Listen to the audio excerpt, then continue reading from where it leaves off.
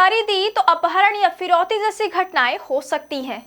यह कहना है पीआईओ सोएल किराडे का।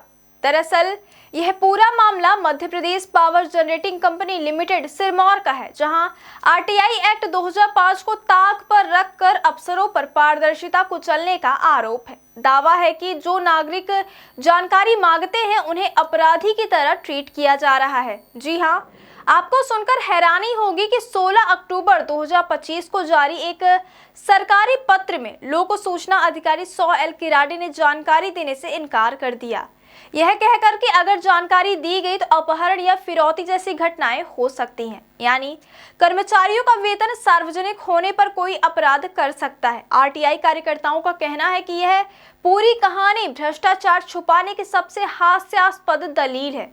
और मामला सिर्फ इतना ही नहीं है, बल्कि 3 सितंबर 2024 को सूचना अधिकार ने मांगी गई फाइलों के लिए 5000 का शुल्क लगा दिया, जबकि सही गणना के मुताबिक 700 पेज की 2 फाइलें और 400 पेज की 2 फाइलों का शुल्क 4400 होता है, लेकिन राउंड फिगर में 5000 वसूलने का आदेश दे दिया गया।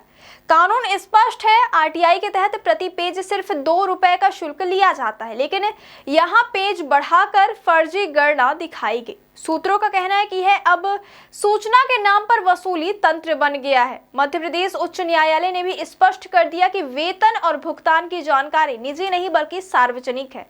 फिर भी सिरमौर यूनिट के अधिकारी कानून की धारा 8(1) का गलत इस्तेमाल कर हर जानकारी को निजी बता रहे हैं।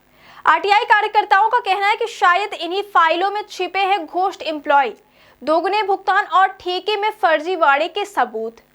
अगर ये फाइलें सामने आ जाए तो करोड़ों के भुगतान घोटाले का पर्दाफाश हो सकता है। मामला सिर्फ एक आवेदन का नहीं है। 4 दिसंबर 2024 को एडवोकेट पीयूष त्रिपाठी और विवेक पांडे ने टीएचपी सिरमौर से 2 बिंदुओं की जानकारी मांगी थी। विभाग ने बताया कि इसके लिए 15,000 पन्ने लगेंगे और कुल 30,000 रुपए जमा करने होंगे। यह जानकारी अप्रैल 2022 से नवंबर 2024 तक की मशीनरी खरीदी और मेंटेनेंस से जुड़ी थी। आवेदनकर्ता हतप्रभ है क्योंकि यह राशि आम नागरिकों के लिए अव्यवहारिक है और यह स्पष्ट रूप से आरटीआई के उद्देश्य के खिलाफ है।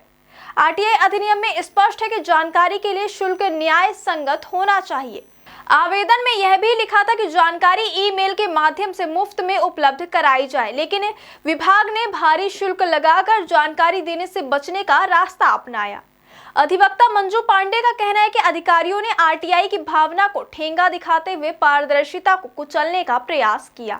सूचना मांगने वालों को अपराधी की तरह ट्रीट किया जा रहा है और भ्रष्टाचार को छिपाने के लिए कानून की भाषा का गलत इस्तेमाल किया जा रहा है। सूचना अधिकार कानून का उद्देश्य पारदर्शिता और जवाबदेही बढ़ाना है, लेकिन सिरमौर यूनिट में जानकारी छिपाने के लिए बहाने बनाए जा रहे हैं।